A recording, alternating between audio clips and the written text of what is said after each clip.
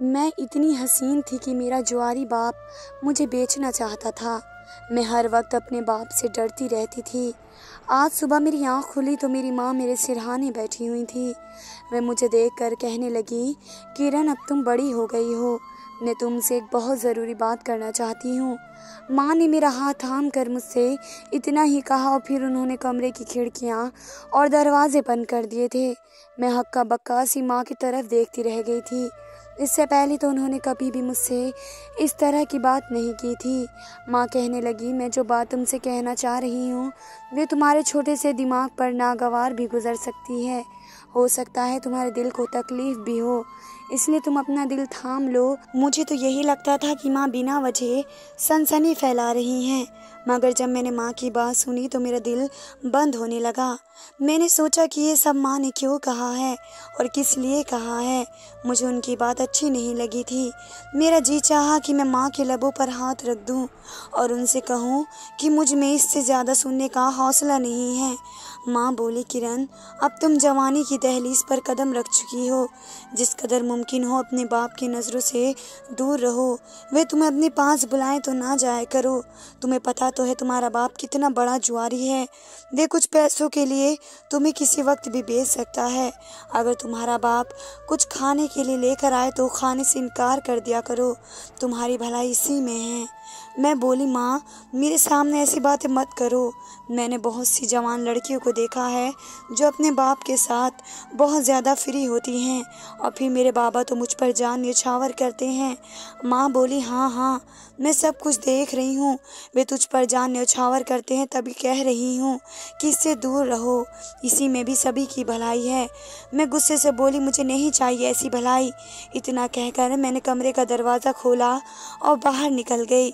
बाहर मेरा छोटा भाई दरवाजे से कान लगाए खड़ा था। वे बोला, मुझे पहले ही पता था कि माँ सिर्फ आपसे प्यार करती हैं, मुझसे तो कोई प्यार ही नहीं करता। माँ आपको मुझसे चोरी छिपे कुछ खाने के लिए दे रही थी। मैं हंस दी और बोली, अमन तुम कैसी बात करते हो, हम सब तुमसे बहुत प्यार करते हैं। वे कहने लगा, तो फिर मुझे भी बताएं माँ क्या कह रही थी। मैं बोली, माँ कुछ ज़रूरी बातें कर रही थी। अमन ने सर हिला दिया और सहन में खेलने लगा। अभी थोड़ी ही देर गुजरी थी कि बाबा भी घर आ गए। उन्होंने हाथ में जलेबियाँ पकड़ी हुई थी। घर आते ही वे मुझे पुकारने लगे थे, किरण देखो मैं क्या लेकर आया हूँ। मैं बाबा की तरफ लपकी और उनके पास जाकर बैठ गई। वे मुझे और अमन को अपने हाथों से जलेबियाँ खिलाने लगे। माँ ने ये मंजर देखा तो आग बबूला हो गई। कहने लगी, किरण इधर आकर मेरी बात सुनो। मैंने उनकी बात पर ध्यान नहीं दिया और बाबा के पास बैठी बातें करती रही। फिर बाबा नहाने चले गए तो माँ मेरा हाथ पकड़कर मुझे कमरे में ले गई। मेरे मुंह पर थप्पड़ भी मारा था। वह कहने लगी, तुम्हें मेरी बात का असर नहीं होता। मैंने तुमसे कहा था कि अपने बाप के पास मत बैठा करो, लेकिन तुम तो आते ही उनके पास जाकर बैठ गए। यानी माँ की बात का कोई असर नहीं है।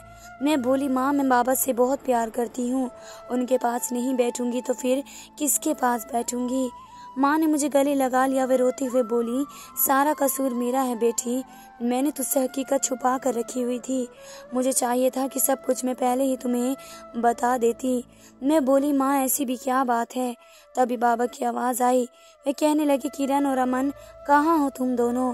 मैंने माँ की तरफ देखा तो माँ कहने लगी, हर पति अपनी बीवी को आवाज़ देता है, फिर तुम्हारे बाबा सिर्फ तुम्हें और अमन को ही क्यों पुकारते हैं। मैंने कंधे उचका दिए। तब माँ कहने लगी, अभी तुम ना समझ हो, तुम्हें यही लगता है कि सब लोग तुम्हारी तरह हैं, मगर ऐसा नहीं है। तब बाबा कमरे में दाखिल हो गए और बोले, क्या बात है, तुम दोनों माँ बेटी क्यों परेशान बैठी हो, सब ठीक तो है ना। माँ घबरा गई और बोली, बस किरण के सर में दर्द था इसलिए वह कमरे में बैठी थी। बाबा बोले, किरण खैरियत तो है, चलो मैं तुम्हें डॉक्टर के पास ले चलूं। माँ ने जल्दी से मेरा हाथ पकड़ा और मुझे अपने साथ कमरे से बाहर ले गई और बोली, नहीं बस ये ठीक हो जाएगी। मैं माँ के इस रवैये पर हैरान हो रही थी। माँ माँ ने आज से पहले तो कभी ऐसा कुछ नहीं किया था। खाना लगा तो सब मिलकर खाना खाने लगे। माँ बर्तन उठाने लगी तो बाबा ने मुझे इशारे से अपने पास बुलाया। उन्होंने मेरे सर पर हाथ रखा और कहने लगे, किरण, अपनी माँ की बातों की वजह से परेशान मत होना। वे जरा उल्टे दिमाग की है, कभी भी कुछ भी बोल देती है। मैंने सर हिला दिया और बाबा के पास से उठ गई। मुझे माँ का डर था कि अगर उन्होंने मुझे फिर से बाबा के साथ देख लिया तो गुस्सा करेंगी। मगर ये बात भी सच थी कि मेरे बाबा जुआरी थे, लेकिन वे अपना घर अच्छे से चला रहे थे। ऑफिस भी रोजाना जाया करते थे। रात हुई तो माँ और बाबा के कमरे से लड़ने की आवाज़ आने लगती। अमन सहन गया। वह बोला, दीदी ये क्या हो रहा है, मुझे बहुत डर लग रहा है। मैंने इसे दिलासा दिया और बोली, कुछ नहीं, सब ठीक हो जाएगा। माँ और बाबा के कमरे से लड़ने की आवाज़ आना कोई नई बात नहीं थी। हैरत की बात तो ये थी कि आज उन दोनों की लड़ाई में बार बार मेरा जिक्र आ रहा था। मैं घबरा गई थी, सारी रात जागती हुई आंखों में काटी थी। सुबह बाबा नाश्ता किए बिना ही घर से बाहर निकल गए। मैं माँ के पास बैठ गई और बोली, माँ, रात भर आप और बाबा क्यों लड़ते रहे हो?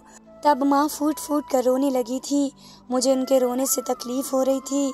वे कहने लगी, किरण, मैं आज तुम्हें ऐसी हकीकत बताने जा रही हूँ जिसे सुनकर शायद तुम कभी मुझे माफ़ ना कर सको, मगर तुम मेरी बात सुन लो। मैंने ये सब जानबूझकर नहीं किया था। इस वक्त तुम्हारी माँ बहुत मजबूर थी, ज़माने के हाथों तंग थी। मेरे पास दुनिया में कोई और रास्ता ही नहीं था, इसलिए मुझे ये सब करना पड़ा। मैं माँ की बात सुनकर बहुत ज़्यादा डर गई थी। मैं बोली, माँ, मुझे असलियत बात बताएं कि आखिर माजरा क्या है।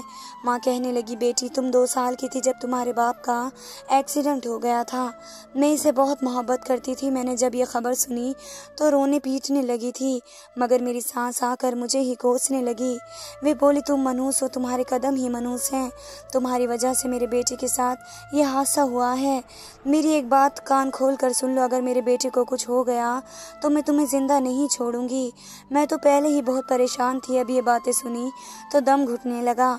मैंने रो रो कर ऊपर वाले से दुआ की कि मेरे पति को कुछ ना हो, मगर मैं क्या कर सकती थी? होना तो वही था जो ऊपर वाले को मंजूर था।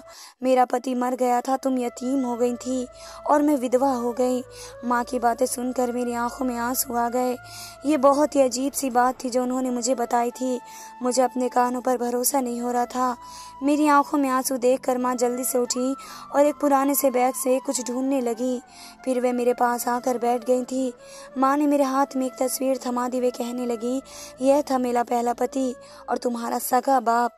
इस तस्वीर में माँ दुल्हन बनी बैठी थी और बहुत खुश लग रही थी। साथ बैठा आदमी भी बहुत खूबसूरत था, वह शख्स जो मेरा बाप था, मगर मुझे तो इसके बारे में कुछ पता ही नहीं था। मैंने वह तस्वीर सीने से लगा ली। माँ कहने लगी, जब तुम्हारे बाबा की मौत हुई तुम्हारी दादी ने हम दोनों को घर से निकाल दिया। मैं रोती रह गई थी और बोली कि मुझे मेरे पति का आखिरी दीदार तो करने दो, मगर इस औरत ने मेरी एक न सुनी। मैं तुम्हें अपने साथ माँ के घर ले गई, मगर वहाँ बहुत गरीबी थी।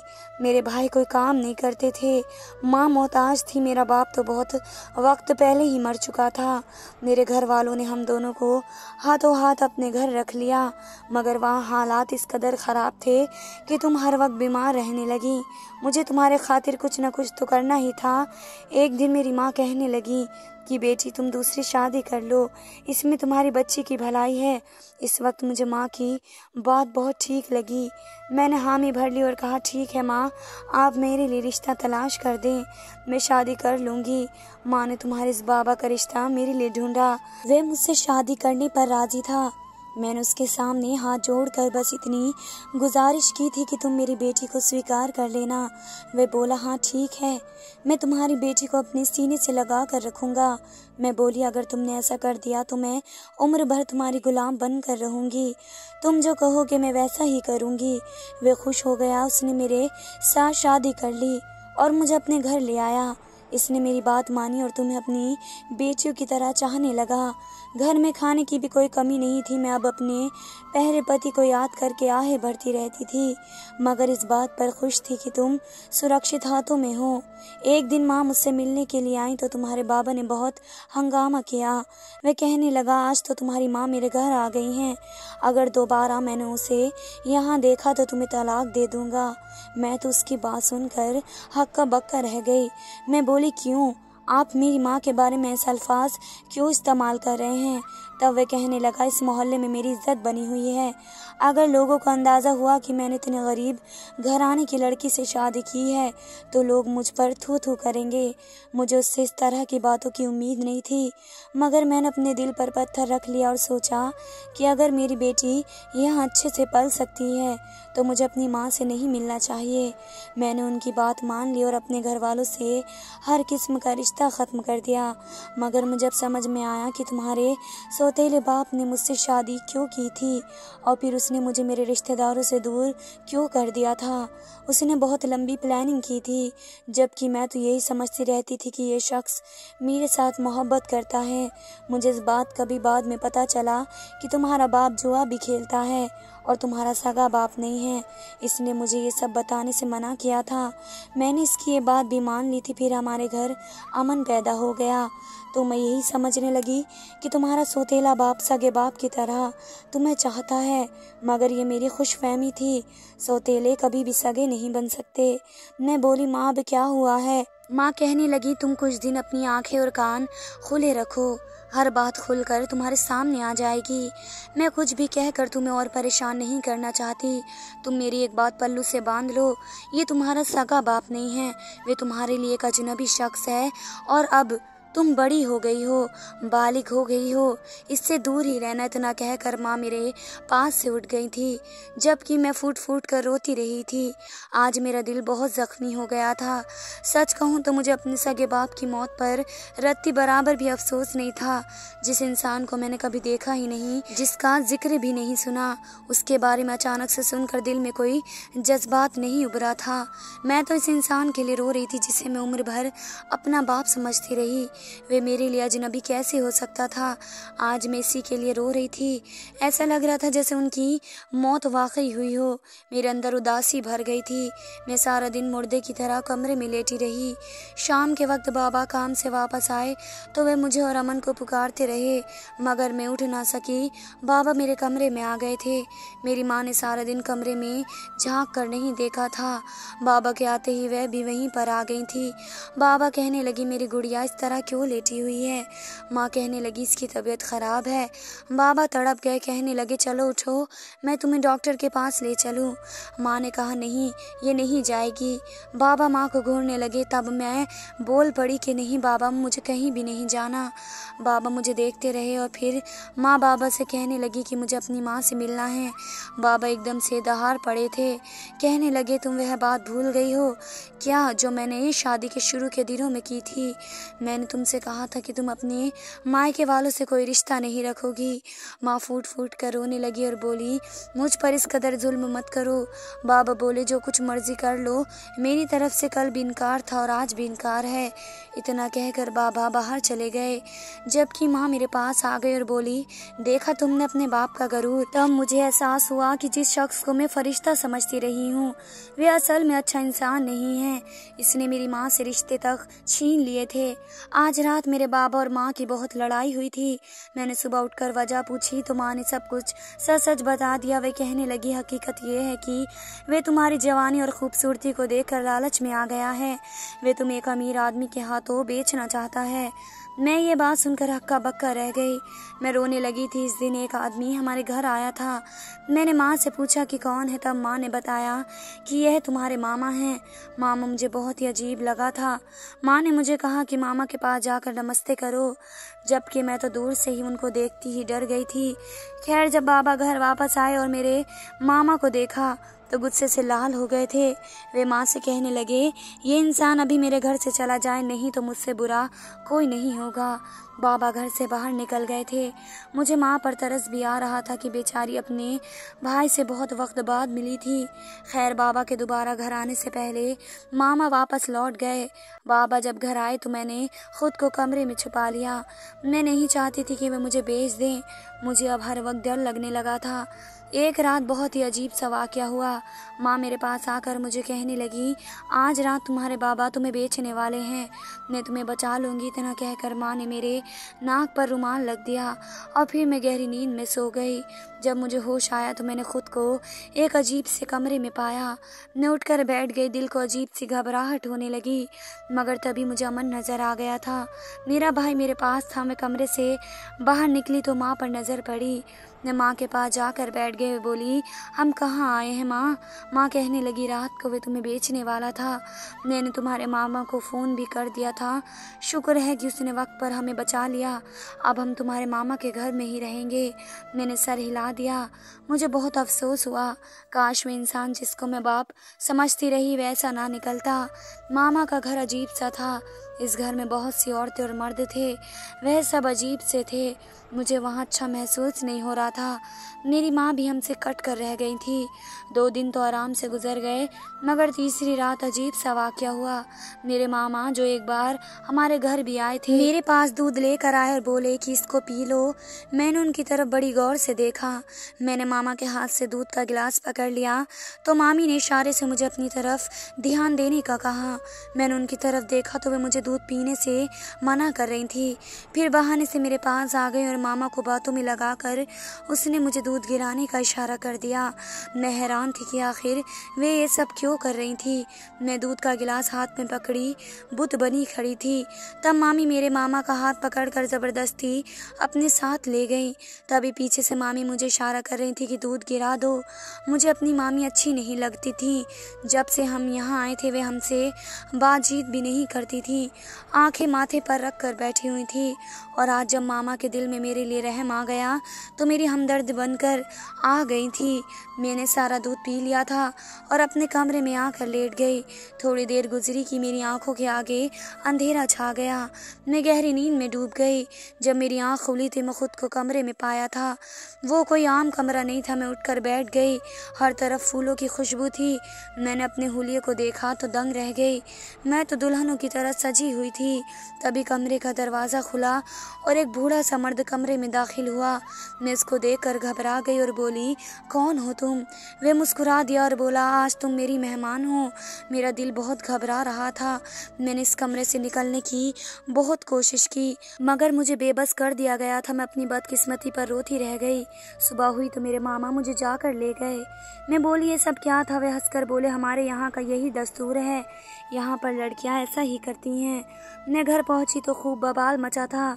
मेरे सब कुछ लुट चुका था। मैंने इन सब का कसूरवार अपनी माँ को ठहराया, मगर उसने मेरी एक बात न सुनी। मामा कहने लगे, तुमने उम्र भर अब यही करना है, इसलिए ड्रामा करने की ज़रूरत नहीं है। जब मेरा छोटा भाई मेरे पक्ष में बोला तो मामा ने एक ज़ोरदार थप्पड़ उसे मारा। वे दूर जाकर गिरा था। इसकी हालत देखकर मैं इसकी तरफ भागी। माँ ने तो इतना भी नहीं कहा कि तुमने मेरे बेटे को क्यों मारा। माँ सामने बैठकर सिगरेट पी रही थी। मामा कहने लगा, अगर तुम्हें अपने भाई की जान प्यारी है तो आज के बाद इस काम से इनकार मत करना। मैंने तो कभी ख्वाब में भी नहीं सोचा था कि मेरे साथ ये सब कुछ होगा। मैं तो बड़ी शर्म के साथ ज़िंदगी गुजारती थी। मेरा बाप सौतेला निकला और वह मुझे बेचना चाहता था, जबकि माँ सगी होने के बावजूद सौतेली जैसी थी। मैं अपने छोटे भाई की खातिर उन जालिमों की बात मानती रही। मैं अब आईने में खुद को देखती तो डर जाया करती। मुझे खुद से डर होने लगा था। एक दिन मैं घबरा गई तो छत पर चली गई थी। थोड़ी देर बाद मुझे कदमों की छाप सुनाई दी। मैंने मुड़कर देखा तो मेरी मामी खड़ी थी। वे मुझे बड़े गौर से देख रही थी। फिर बोली, तुम्हें देखकर ऐसा लगता है कि तुम ये सब करना नहीं चाहती, फिर क्यों कर रही हो? मैं गुस्से से बोली कि आपके पति ने धमकी दी है कि अगर मैंने उनकी बात न मानी तो वे मेरे भाई को मार देंगे। मामी आहिस्ता से बोली, अभी भी वक्त है, तुम अपने बाप के पास भाग जाओ। मैं बोली, वह भी तो मेरा सौतेला बाप है और मुझे बेचना चाहता है। मामी हैरत से मुझे देखकर बोली, कौन सौतेला बाप? मैं बोली, मेरा बाबा। मामी ने अपना माथा पीट लिया। वे कहने लगी, तुमने अपने चेहरे के नक्श को गौर से नहीं देखा क्या? तुम हो बहू अपने बाप कर गई हो। वे तुम्हारा सगा बाप है। तुमसे किसने कह दिया कि वे सौतेला बाप है? मैं बोली, माँ ने कहा था। मामी ने कहा, तुम्हारी माँ एक नंबर की झूठी औरत है। ये लोग बहुत बुरे हैं, उनकी सच्चाई तुम जान चुकी हो। तुम्हारी माँ भी जवानी में यही सब करती थी, फिर एक अमीर आदमी से शादी करके इसके साथ चली गई। इसने 2 महीने तुम्हारी माँ को साथ रखा और फिर तलाक तलाक दे दी। तब इसकी मुलाकात तुम्हारे बाबा से हुई। वे एक अमीर बाप की औलाद था। घर वालों ने भी किसी बात पर नाराज होकर अपना शहर छोड़कर यहाँ आ बसा था। तुम्हारी माँ ने इसे अपने जाल में फंसा लिया। वे बेचारा सीधा साधा था और तुम्हारी माँ से शादी कर ली। जब तक तुम्हारी माँ की असलियत उसे पता चली तब तक तुम पैदा हो चुकी थी। तुम और अमन उसकी सगी औलाद हो। वो इतना शरीफ आदमी था कि तुम्हारी वजह से तुम्हारी माँ के साथ गुजारा करता रहा। यूं ही वक्त गुजरता गया और वे बेचारा शराफत के मारे तुम्हारी माँ को छोड़ भी नहीं पाया कि बच्चों पर बुरा असर पड़ेगा, जैसे तुम्हारी माँ की मक्कारी को दाद देनी पड़ेगी। इसने किस तरह तुम्हें तुम्हारे बाप के खिलाफ कर दिया। इसने तुमसे झूठ बोला है। अभी ज़्यादा देर नहीं हुई है, तुम लौट जाओ। इतना कहकर मामी नीचे चली गई थी, जबकि मैं सदमे से परेशान थी। रात के वक्त मुझे फिर एक गैर मर्द के हवाले कर दिया गया। मैं आज की रात जिसकी मेहमान थी, मैंने बड़ी ही चालाकी से उसे शराब ज़्यादा पिला दी और वह नशे में सो गया था। तब मैंने इसका मोबाइल निकाल कर बाबा को नंबर मिलाया। फिर मैंने उन्हें सारी हकीकत से आगाह कर दिया और घर का पता भी बता दिया। सुबह जब मैं घर पहुंची तो बहुत घबराई हुई थी। कुछ देर बाद मेरे कमरे का दरवाज़ा खटका। मैंने दरवाज़ा खोला तो मामा कहने लगे, जल्दी से मेरे साथ चलो। मैं उनके साथ चली गई, मगर इस वक्त पुलिस आ गई थी। पुलिस को देखकर मामा की जान निकल गई थी। पुलिस के साथ बाबा भी थे। पुलिस ने माँ और मामा को पकड़ लिया और मुझे और भाई को भी अपने साथ ले गए। थोड़ी देर की कार्रवाई के बाद हम बाबा के साथ घर चले गए। इस बार बाबा हमें अपने दादा के घर ले गए थे, दादा दादी के पास। बाबा ने बताया कि इस रात माँ ने बाबा को मारने की कोशिश की थी। वे बेहोश हो गए। तब मामा और माँ घर से फरार हो गए थे। अब मैं अपनी दादी के साथ रहती हूँ। वहाँ सबको अंदाज़ा है कि मेरे साथ क्या हुआ था, मगर सब ने मुझे स्वीकार कर लिया है और बुआ ने तो अपने बेटे से मेरा रिश्ता भी तय कर दिया है। जिंदगी में फिर से सुकून हो गया है। मेरी माँ और मामा जेल में हैं। मामा ने पहले ही बहुत से जुर्म किए हुए थे। मैं ऊपर वाले की बहुत शुक्रगुजार हूँ, उसने मुझे बुराई से बचा लिया था और अब मैं और मेरा भाई बाबा के पास हंसी खुशी रह रहे थे। धन्यवाद दोस्तों।